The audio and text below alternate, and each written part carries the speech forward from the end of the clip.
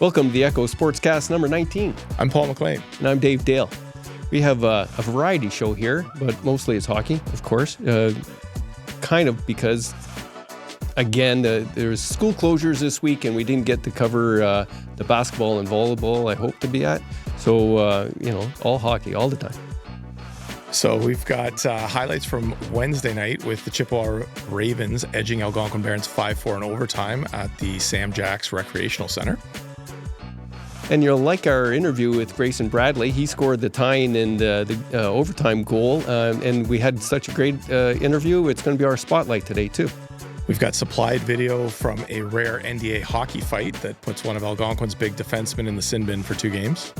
And there's also a few shout-outs for a wrestler, some cross-country skiing that's going on, and a longtime teacher and coach who recently passed away. As for club and post-secondary varsity, we've got videos of the Lakers women beating the Ottawa GGs last Saturday.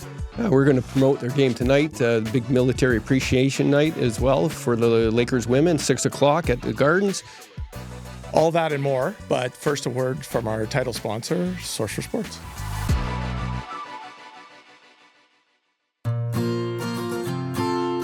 Sports aren't just what we do, they're who we are. Source for Sports North Bay is your advocate, your local support system, and your biggest fan. 1321 Fisher Street has grown from a place where knowledgeable experts can help you find exactly the gear you need, to the hotbed of team uniforms, apparel and fanwear, to a community stronghold for all the things that truly matter to you and your family's sports journey. We love helping you find your first pair of skates, as much as we relish supporting local leagues, teams, and athletes. Wherever your sports journey takes you, make sure you visit Source for Sports North Bay at 1321 Fisher Street so we can help you along your way. Well, West Ferris Arena was humming on Thursday night. There was a great game between the Chippewa Ravens and Algonquin. Algonquin actually got up 4-2, and on the full team effort, and with Grayson Bradley, they ended up tying the game, putting it overtime. It was worthwhile for being there. A really exciting game at Ferris, and it was great. Grayson will touch on it too, and I had a good chat with Carter Thibodeau before the game, and he was just telling me how much he likes playing at Ferris, the tight-knit atmosphere, nowhere to hide for some of the players, and you can really feel it, and it gets them jacked up to play. So it's good. Talking to with Grayson about how that familiarity of seeing these guys kind of builds up a bit of animosity between the teams. We're starting to see that at this point in the season. I was actually standing and taking video beside Chippewa's suspended Nick Plesny, yes. We were talking to about last week. I guess we weren't naming names while we were discussing the hits. But yeah, well, I didn't name names because I wasn't sure where it was going to go. Yeah. But the feedback, of course, most people that I talked to didn't think it warranted a 5-minute major and a 3-game suspension. And Nick was telling me that it was the 3-game suspension because the refs thought that was intent to injure. There's no way that was intent to injure. Yeah, definitely not on that. It's just a bad timing of the way that hit kind of happened, and the way the Algonquin player fell to the ice too. I think didn't help, but no, there's a lot to that, but. Nick did admit that he learned a little bit to stop using his hands to protect himself. Yeah, because that's what he said it comes from. Because he's been hit up high, and he's going to have to find another way to address oncoming hits. Because if it's going to get called that way, you got to adapt, right? Well, and that's pretty, just kind of speaks to the idea of the video review and being able to watch yourself play and use correction. I know we had a little conference with my daughter's U13 team and went over some video from the last weekend. And it's really interesting to talk to the kids and hear what they have to say or what they're seeing in that moment. And you realize sometimes as a coach that there's, these intrinsic things that you think that the players should understand or know, and they've never really been taught it. So it's important for coaches just as much as the players to go back and try to figure out what they're missing.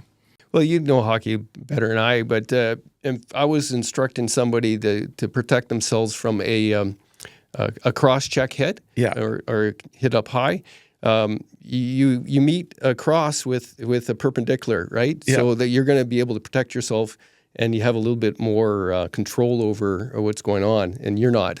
Right? You're not the one. Not the one being the aggressor. And that's what I always try to tell. Like, I now have 3 kids playing defense in my house. And it's like, if you're using that action, that's when they're going to call you. But that doesn't mean you can't still use your stick to steer somebody or push them or protect your body. So. Yeah, there's a lot to that. And it's outside my ballywick. But maybe turn in the shoulder instead of face on, right? That's true. I think that definitely would make a big difference. So, but yeah, great action again as the hockey continues. And Grayson said that they're playing. They got a big game on Friday night, so it'll be tonight as we're recording this, or tonight when the show's against Scollard. So they're pretty excited about doing that at the Gardens, following Lakers military appreciation game.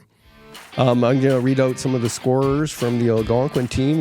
They were up 4-2, like I said. The first goal was scored by number 11, Felix Leferrier, 93. I do have video of him scoring, Cam Leferrier.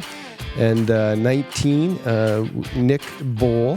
And the fourth goal was scored by number 2, Matt Sagan. For the Chippewa side, the first 2 goals, number 17, Mason. What's his first name? Do you know? No. I finally got a score sheet with first and last names from the Algonquin side, but I didn't. Left that out. And Greg gave me the first names of them, but I didn't bring them. So we're just going to go with last because I'm not prepared.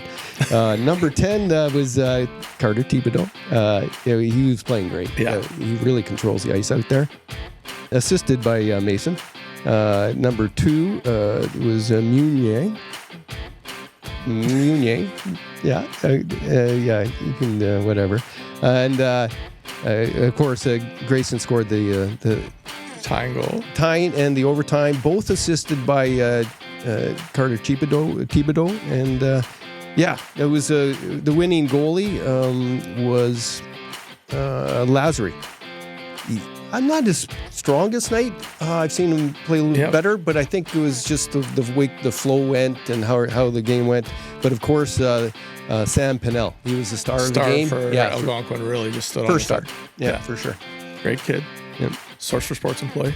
Now, what we have is a little bit of a clip from a fight, and it involved the big McGill boy from Algonquin, and he got suspended 2 games. And the controversy here is that he was motivated from the blue line to go protect or get vengeance for somebody that was hit down in the corner.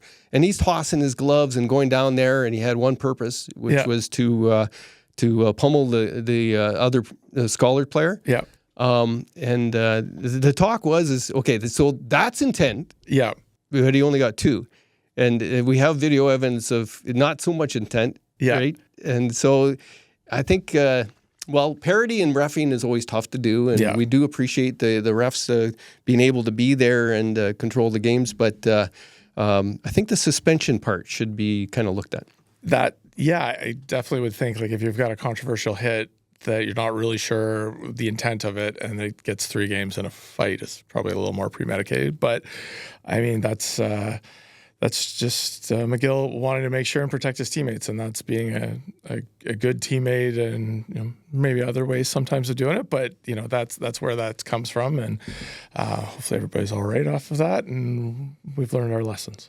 Well, the other thing is that we got to mention that the Algonquin player that was hurt in the game where Nick was suspended, he still isn't back, right? Okay. So there's still that factor there, and that issue of a contact that is penalty worthy, even if it was 2 or double 2, causing an injury of some sort, right? That keeps a kid out. So I think it's still a little bit of a controversy there, or at least an issue to look at and talk about. Yeah. Well, and I know too, we were just talking about being in Ferris, and I happened to be there during grade 7-8 tryouts for the Algonquin team for my daughter Brooke, and the one of the glass behind the net. So it was just shot after shot after shot from kids missing the net. And you could just hear it echoes so loud when you're in the lobby. It hurts the ears. It's sharp. Because it's actually not plexi glass. It's more of a tempered glass. And because it's mounted at the bottom and it's mounted at the top. So and it just one puck hit it in the right spot. It might have been the 10,000th time that a puck had hit that, and it was at that moment, and the whole thing just spider glassed, and it was out of commission. So they replaced it. So last night there was like a big green X, and I was standing in the lobby, and everybody thought like, "What's that? What's holding it?" But no, it was fresh glass that they had just put in the morning after watching it break. So it was pretty crazy. But that's how hard that end board is. Yeah, there's no give. There's no give. Yeah. And even when I was talking to Carter, he was mentioning that like that is the scary spot to be. And you even got an overhang from the above the rec center up top, I guess, or the community room. It's a very different experience being back in that end versus the far end. So, well, one of the refs was standing there during the warm up for the high school game, and he almost lost an eye with a puck coming out. Just whipping around. Yeah. Well, it hit the crossbar, hit the overhang, and came straight at him. Right, something like that. So yeah, it's keep an eye. Okay. So that said, we'd like to hear from Grayson Bradley. What a great interview, and I think you're going to enjoy listening to this young gentleman that is combined academics and athletics, and he's going places, and I think he's going to make a great engineer. I thought it was a great interview. I was really enjoyed talking to him, and just even listening to the excitement he was talking about playing hockey with his friends, and just kind of enjoying that last little bit before heads off to university and starts the next part of his life. Yeah, it seems to be zeroed in on the right values. We have Grayson Bradley from the Chippewa Ravens, fresh off an overtime win last night against Algonquin, and we actually have video of your tying goal and your winning goal. Nice to see you back on the ice after your ankle injury. Yeah, it was nice. I was getting a little itchy being on the bench, just watching everything, so it was about time I was back with the guys. So yeah, it was awesome. Yeah, how many weeks were you out? Because I remember when you got injured from that one game, a guy hit you at the top of the blue line, and that seemed to do the thing. Yeah, I was out roughly 2.5 weeks. Right. Got told a little longer, but worked hard, came back early, which was awesome. Yeah, right on. I was worried about you at one point in the game. It looked like you went down, and it was a little bit of a tweak, but it didn't seem to last. How are you dealing with that? Yeah, it was just kind of an awkward play. It happens every once in a while now. Like, I'll accidentally hit my ankle off the stairs or something like that, and it just sends that jolt of pain just all through the ankle to where it's like, oh, I gotta take a break. But you just gotta wait, 2-3 minutes, throw a bunch of water on it, try and freeze it up again, and after that, back to normal. You forget it ever happened. As you were saying, and Coach Greg Richardson was telling me that you were only really expected to do a few shifts to kind of test it out, and you played more minutes than most. Yeah, I went in there, trying to get, the odd shift, ease my way back in. But as the game went on, it was kind of, it's a little too close, you can try and push it a little further, and then my ankle kept feeling better and better. So I just took all the ice I can get and did what I could. Well, it was a great game. You guys were down 4-2 and came back and won in overtime. So it was one of those classic high school games. You've been in hockey for quite a while, and you had some AAA foundations. Tell me about your hockey experience. Oh, yeah. I grew up, always being kind of like a tall, awkward kid until, I hit probably 13, 14. Then eventually I had a coach, take a chance on me with Guy Blanchard, amazing coach, did all he could, just sent me to a few camps to work on the skating, get everything in, and I've just taken off from there. So I kind of owe a lot to what I've become to him, and I have nothing but great things to say about Guy. He's been an amazing coach. And then as time went on, I kind of, I decided I wanted to spend some time playing hockey with my high school friends that I grew up with. So I decided not to go the junior route and came to high school, and I've been loving it since. I think I definitely made the right decision for myself. How is this the first year not playing with your brother on a team, or have you guys been on different teams? Yeah, it's our first year not being together. It's a little awkward, but it's kind of it's made us a little closer as friends rather than brothers, since we were always, kind of two of the same person, right? Yeah. So as this year's gone on, we don't have classes together. We don't exactly have the same friends anymore, since he's friends with a bunch of players on the Voodoos and I don't know him. Yeah. But I'm doing my thing with my high school friends, and it means whenever, we're home together, it's not like we're siblings fighting it out anymore. We're just two friends who, don't see each other very much, and it's done great things for us. Well, that's good. I can still remember the days when you guys were sharing goalie equipment because it was an interesting idea to test the waters on that when you guys were really young, I think, when that happened. Were you guys practicing? Yeah, I think I must have been 6 or 7 there, and I always wanted to be Carey Price. And I forget who my brother wanted to be, but we both wanted to be goalies for a little bit, so we were trying it out, and it just never worked out that way for us. Yeah, that's a pretty interesting idea, though, of trying to use twins on a team because you could kind of alternate and go back and forth between who was in the game. I thought it was really cool. So, but that's a goalie in me, so a little sidetracked. How's your brother doing with the Voodoos? And what's his first name?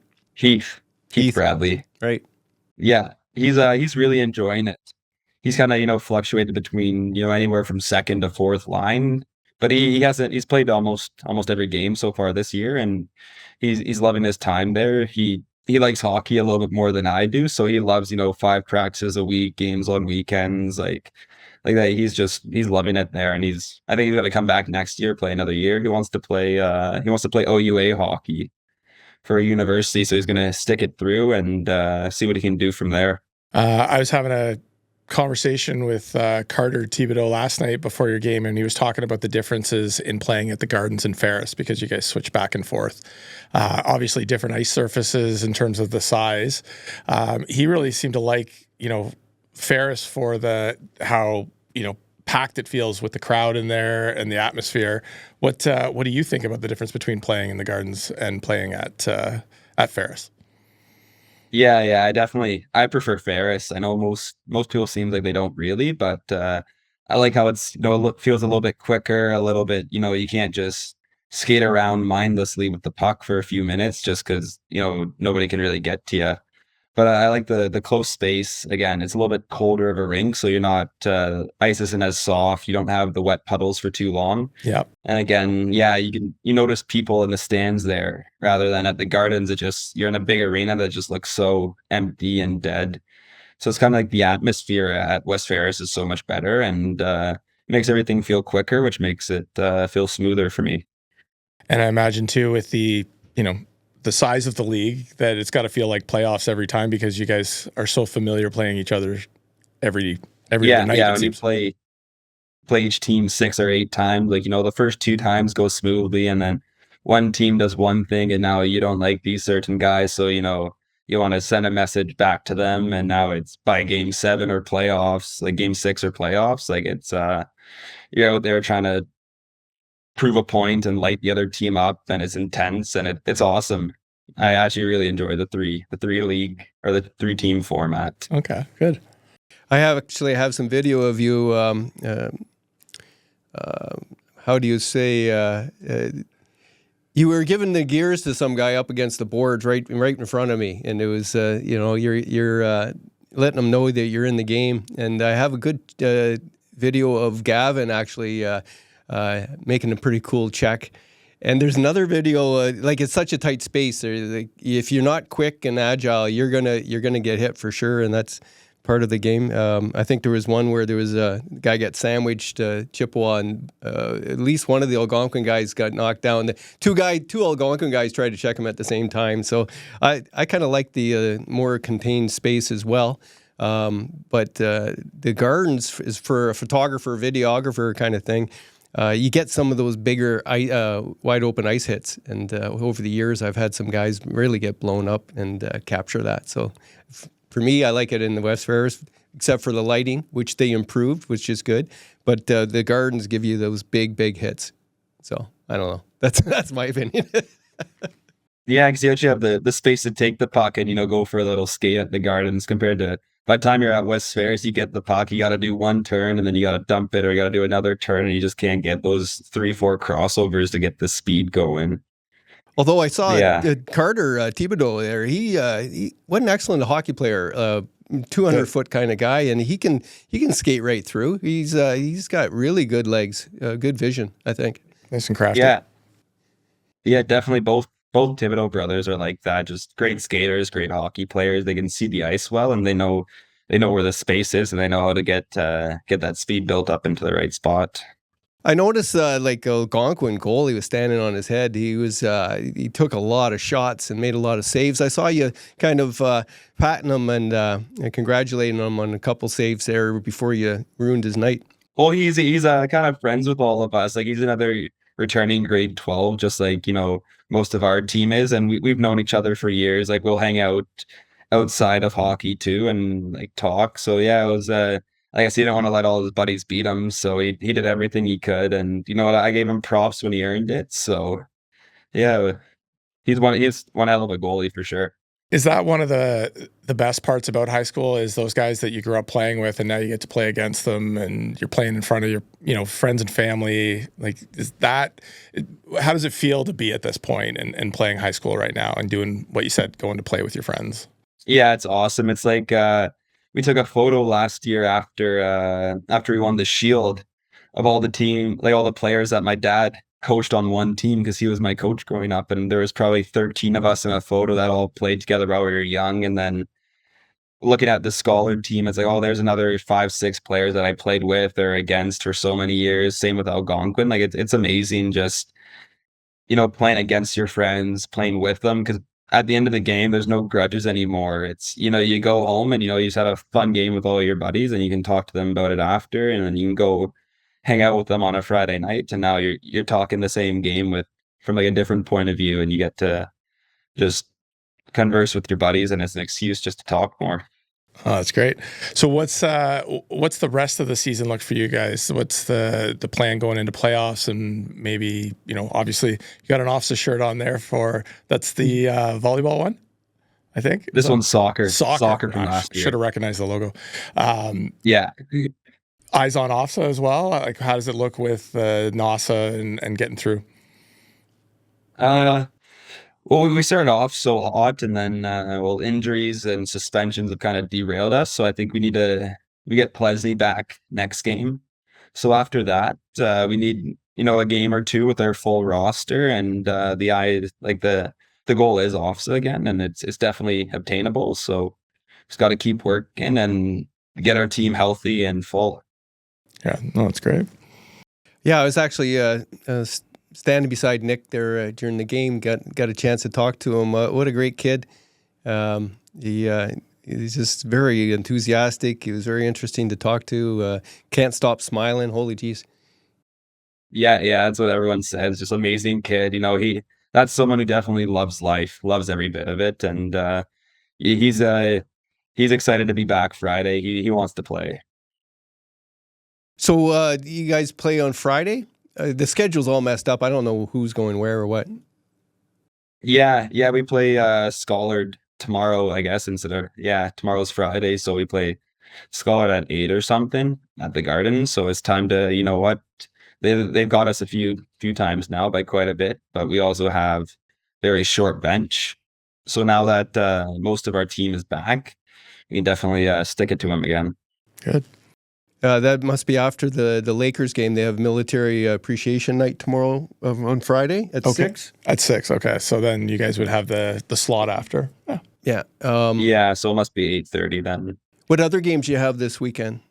Or do you have any others? That's it for the weekend. And then after exams, we have a few makeup games, I think, against Algonquin at some point.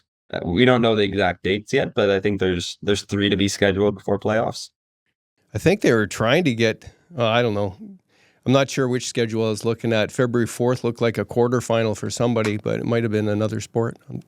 I have no idea. They with the 2 cancellations on Monday and Tuesday this week, it's all up in the air.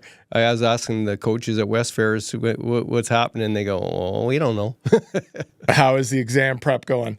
Have you got much to study for? You got some big tests next week? Yeah, I have a few. I have my dad as my chemistry teacher, so I'm not sure he's going to throw me for that exam. So I'm, getting some studying in for there. But other than that, my classes aren't too bad, so I'm not really worried about it. Not the same as last year, at least. Yeah. What are your academic goals? What are you going to do anything after high school? Yeah. I'm going into engineering, so I'm hoping to be at Queen's next year. I applied to Queen's McMaster Laurentian, and I've already heard back from Laurentian. So at least I have there if I decide not to go to Queen's or McMaster. I'm just waiting to hear back from the other two universities now. So engineering, eh? So just another jock with no brain. Yeah, I guess so. Everybody I ask in hockey and other sports so far this year, they've all been like they're going to be the leaders of our country pretty soon. It's amazing to see the combination of academics and athletics creating such upstanding citizens like yourself. There, it's good to see. Yeah, our coaches push us to be not only great athletes, but great students too. Like, we have contracts we need to sign that, you're going to go to class, you're going to work hard, you're going to get good grades. So it pushes people past just, I'm just a hockey player and no clue what I'm going to do after. So it's everybody has a plan for next year once we're done playing hockey. Yeah, I was talking to Nick there. He's going into health sciences and Western, I think, like that. Yeah. It's like... I wish we could buy stock in these different athletes that we see coming up, academic athletes, and be part of their success. That's a good idea. Actually, be careful. Somebody might steal that off of you if you don't patent that. Yeah, I think it's a great idea. What plans for the summer? You going back to the golf course? Yeah. I'm going to be golfing there for sure. I'm working at Greco's Pizza and Pasta in Algonquin right now, so I'm loving it there. It's a great place, great work environment. Food's amazing, so I'll be probably working there over the summer, golfing whenever I can, hanging out with my buddies before we all go our separate ways for university. Well, it's a very fun time, so definitely sounds like you got a good plan for it. Enjoy it. Yeah, we all have great ideas for the summer, and it's gonna be a great one because once September hits, we're gonna be all over the place. Hey, who got the horns there last night? Imagine it would have been you, but they don't always pick the guy that wins the game. The team got the horns last night. Decided, it was a full team effort in the third period and overtime. So horns went to the team. Ah, excellent. Well, that was the kind of game where that's deserving because everybody stepped up. I noticed McCourt. I didn't get his. I missed his goal the other game. When I was talking. So I was really watching him, and I haven't seen him play with that much. Like he was up above even his other efforts, I think. Grayson, I don't know whether you agree, but McCourt seemed like he was giving her. Oh yeah, this year has been just like a breakout year for him. Like something's clicked, and he's just been working. He's been a dog this year, and we love the way he plays right now. Like it's the entire season, he's just been consistent. He plays his role, plays his position just to a T, and it's awesome.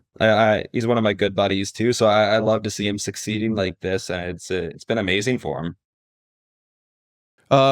You have anything else? No, I just wanted to say good luck the rest of the way, and this has been a really great interview. You really come off well and had a lot of great things to say. So thanks a lot for joining us this morning, and that was great. Yeah, I really appreciate this, Grayson, Thank you. And it's nice to meet you. And we'll be following you through the playoffs for sure. And whoever wins, it's going to be a well-earned Nugget Shield for sure this year. Yeah, definitely. Yeah, any of the teams could win it, so it'll be a fun playoff. So it'll be competitive. Right on. Well, thank you very much, and have a good day. Take care, Grayson. Good luck on those exams. All right. Yeah, thank you. Before we move on to the rest of the show, we want to thank our sponsor, Twigs Coffee Roasters today. I stopped in on my usual sort of coffee club route, and I picked up the new North Bay 100th anniversary logo cookies that they're selling. So I brought one for you, Dave. All right. I brought one for you, Ben. Healthy, delicious cookies here, and from our friends down at Twigs, and they look great. And that's going to be carried all year with as North Bay celebrates its 100th anniversary. I guess, is that what we're calling it? 100th anniversary? Well, Centennial Celebration. Centennial Celebration. That sounds better. I'm going to bite into it for video effect there, but you can go ahead there. Tell me about what you've heard lately at the Twigs Coffee Club. Well, there's just, lots of questions as we're starting to get into, what's going to happen in the spring season. I've seen some stuff with, I know the North Bay Junior Lakers have announced coaches for next season. That came out this week. So there'll be a lot to talk about in the ranks about who's coaching and who's playing where. And we just and then there's a little bit of the, what's happening in the world of sports and who's winning and who's losing and what we could be doing different as coaching. It's always a great atmosphere in there to just kind of go and tell some tales. Well, I know my boy, a Trojan alumnus, was meeting another friend of his, Zach, from Bonfield.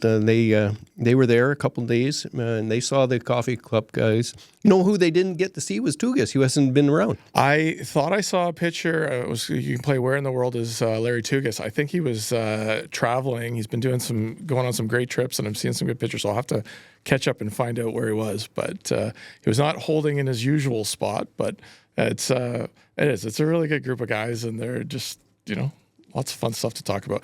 I think Terry Vendetti may have been, trying not to deal with the Notre Dame loss on Monday night at the big Notre Dame guys. So, yeah. So it was. It's sad when people are sad about their college teams. Yes, I know. But how about those Bills, though? Yeah, actually, that's a great one to talk about. That was a fantastic game. They looked like I wasn't sure what to expect. Baltimore and Lamar Jackson have just caught fire and been playing so well, and Josh Allen just looks like the real deal. I did not think this was going to be their year. I thought they kind of let things slip away, but it seems like getting rid of Stephon Diggs has been one of the best things for them, and they're really good. So they're drinking Twigs coffee. They must be, yeah. We'll see if Twigs can make a Zuba's Buffalo Bills cookie for next week. Yeah, that'd be cool. Get ready for the Super Bowl, because I'm hoping – I wanted to see a Bills-Detroit Super Bowl, but now I'm looking for maybe Bills-Eagles. Does Twigs have TVs and play? It would be cool if they did, If they had sports on? A little bit of afternoon, get a nice pizza there, and they do. There are licensed, so you could be grabbing a beverage while you're watching.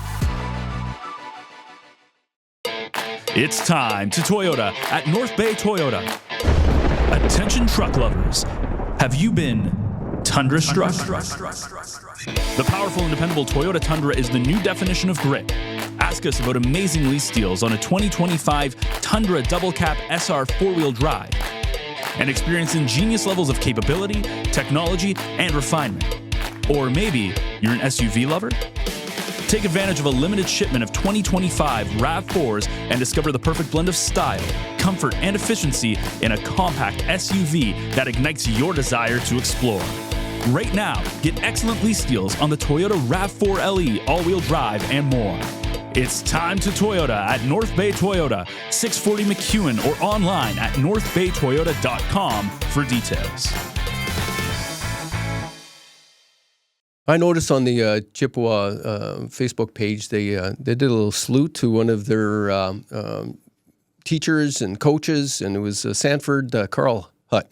And he had passed recently. He was a beloved teacher here at the school from 65 to 96. He was an incredible physics teacher and was active in the coaching of school teams, including gymnastics, volleyball, football, wrestling, and track and field. Mr. Hutt passed away peacefully at the age of 85.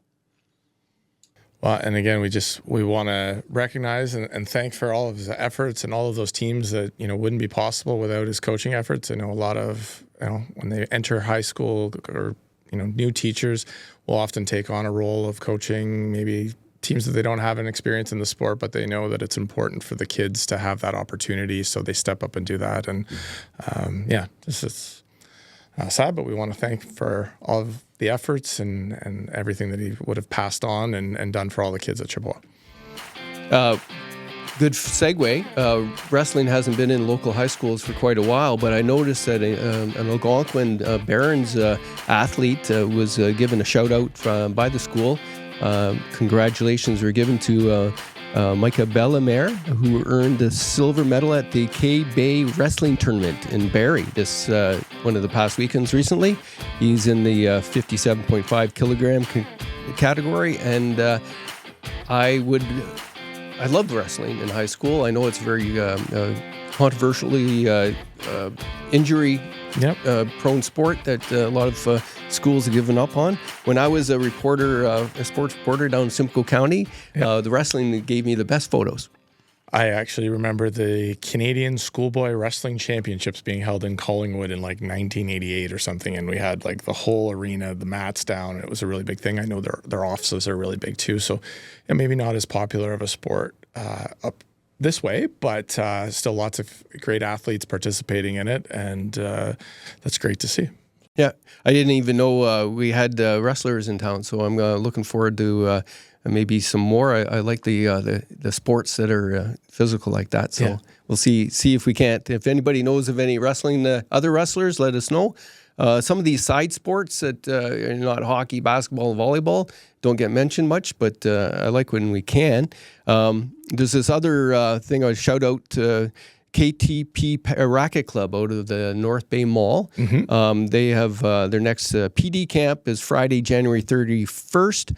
And I like badminton, all right? And it's badminton season. I haven't heard of what's going on with the NDA badminton season yet, but we do want to cover that for sure. If you're involved, give me a shout. I want to get into it. I like badminton. Another big high school sport. And for anyone that doesn't know, the KTP Racket Club is behind the Galaxy movie theaters, and it's an amazing facility. They'll actually host some of the school badminton tournaments. I know I've seen my kids there for elementary stuff. I'm assuming they work with some on the high schools too, and it's you can rent it out for birthday parties. You can just go, and I think they have drop-in leagues and stuff, and it's a really great use of a facility that otherwise was landlocked. So way back when, I think that's the old Kmart, maybe. It might be really dated. There was some big building there, maybe a Zellers or something before it moved. I just remember from a long, long time ago there. And they've done a great job with that space, and you wouldn't know it's there, but when you get in and see it. So for anybody that's badminton, and again, as parents on PD days, we're always looking for something to do. So that's a great spot. I think I saw that it's an $80 fee for the day, but the way some things go, that's not a bad price for some. I've actually been thinking with all the snow days lately that there needs to be some way to have an emergency type of way to, put something together for parents who are not maybe able to stay home with their kids, or the kids get too old and now they don't want to go to school. So yeah, I don't know, something to work on. If anybody's got any ideas, I'm all open.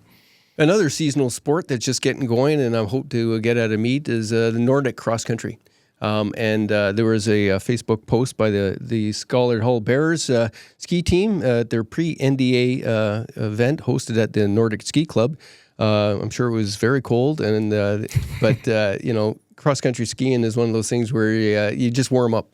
It's amazing how much, I definitely found cross-country skiing again in COVID. I'd done some of it in elementary or high school, I guess, but and we're really fortunate. A great facility, some amazing trails that you can go out, and it's a really good sport to stay healthy and stay warm in the winter, because it has gotten cold. Yeah, no, I grew up in Cape Royal, and we had Cape Royal ski trails that I used to go out on, but also we had the pole line in behind the swamp where I lived, and you could just go for hours and hours and hours. And fortunately, I didn't die out there, because there was I wrecked going down hit a rock. I broke my ski, and that's a long hike back when you're hours out in the bush. Yeah. Whew. So the Bears Nordic team, the senior girls and the junior boys finished first place. And then the junior girls and the senior boys came in second place. And the novice skiers also dominated, earning top rankings in their seed. Junior girls was Haley Sebasta.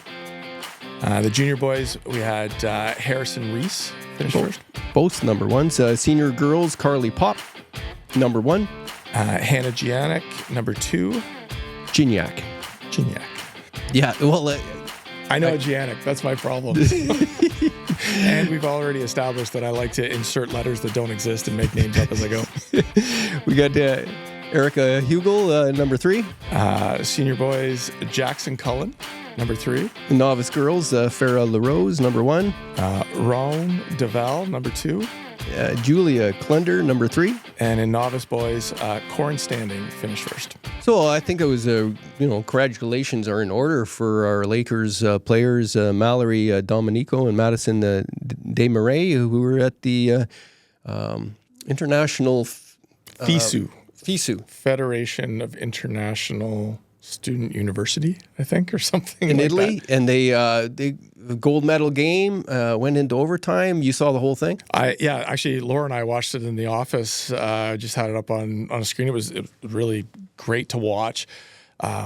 Incredibly exciting game. Unbelievable goaltending from Team Czechia. I think Canada outshot them 50-12. It was a goaltending performance I haven't really seen. And then they went into overtime.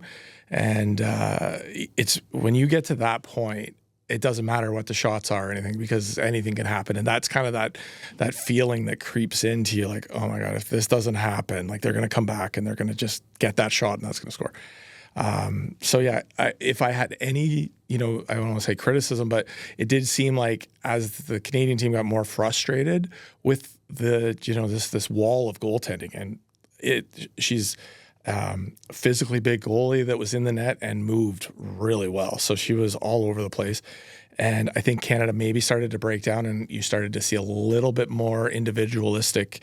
I'm going to try and I'm going to put the team on my back, and I'm going to try. And sometimes that just doesn't work out. But I mean, phenomenal tournament, great experience for the ladies to go, and we're really proud of them to come back with that silver. Yeah, I saw Mallory had one good look there that could have put the game on their side, and she was trying to pick the corner top, and that's what happens, right? You end up trying to feather it in, and rather than just shoot and look for a rebound, didn't seem to be any sort of follow up with players. You needed two people to score on that goalie. Yeah, and you really had to try to get her going, post to post to really open something up, because if you're coming down, there wasn't a lot to shoot on.